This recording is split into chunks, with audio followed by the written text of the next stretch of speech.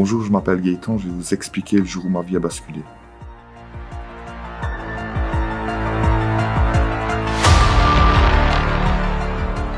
Il n'y a pas d'accident banal, j'ai compris qu'il y avait quelque chose qui n'allait pas parce que la douleur était intense. C'était vraiment une douleur très intense.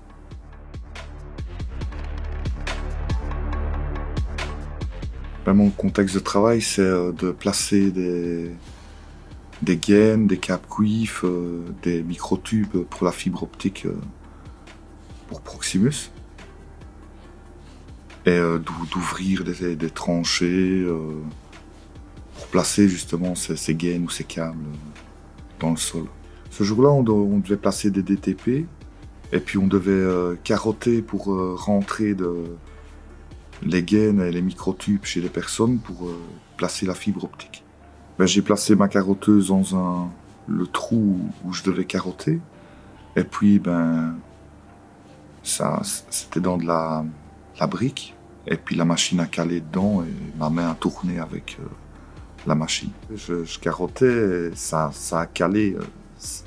C'est net, ça ne prévient pas. Sur le chemin du chantier jusqu'à l'hôpital, je me demandais comment j'aurais pu éviter ça. C'est une question que je me suis posée des milliers de fois, aussi bien pour en toucher un mot à mes collègues, ou mon chef, ou n'importe qui. Mais...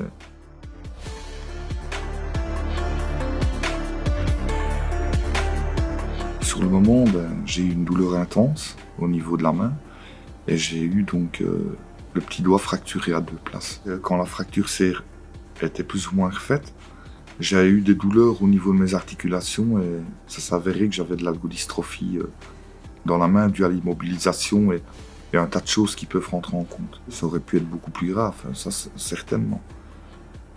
J'ai justement mon collègue qui a tout de suite débranché la machine.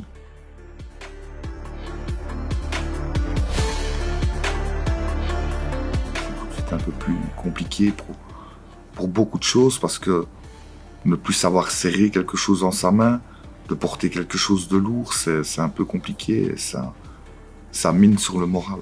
Le jour où je devrais reproduire cette opération, je regarderai à 2 fois d'avoir une machine qui n'est pas puissante et qui est prévue pour ce travail.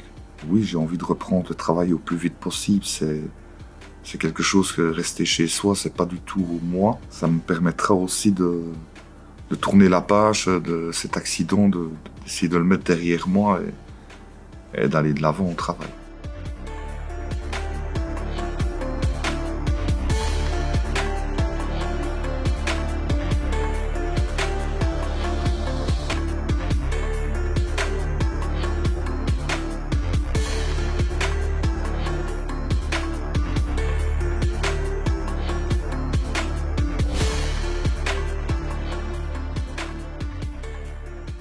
On analyse en première cause l'utilisation détournée d'une machine qui est potentiellement dangereuse parce qu'elle a un couple assez puissant. Utilisation détournée, pourquoi? Parce que c'est une carotteuse qui est normalement prévue pour être utilisée avec un pied fixé sur un support solide et donc qui a probablement un couple de débrayage nettement supérieur à une carotteuse portative manuelle.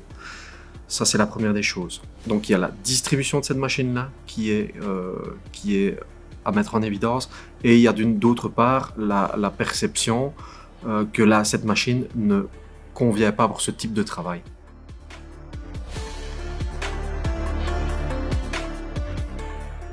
Au niveau des réponses apportées à cet accident, on s'est rendu compte qu'il était difficile de donner une habilitation. Donc une habilitation, elle est délivrée par l'employeur aux utilisateurs, aux travailleurs d'engins, de manière à garantir que les compétences de l'utilisateur ont été évaluées et qu'elles sont suffisantes pour pouvoir travailler en sécurité. Ici, c'est difficile de par le nombre de machines qui équipent nos camionnettes de chantier, ce qui n'empêche qu'on doit s'assurer aujourd'hui de s'améliorer en termes d'information sur les dangers que présentent certaines machines qui composent l'outillage des camionnettes. Il y a également la réalisation d'un REX qui a été faite comme d'autres accidents.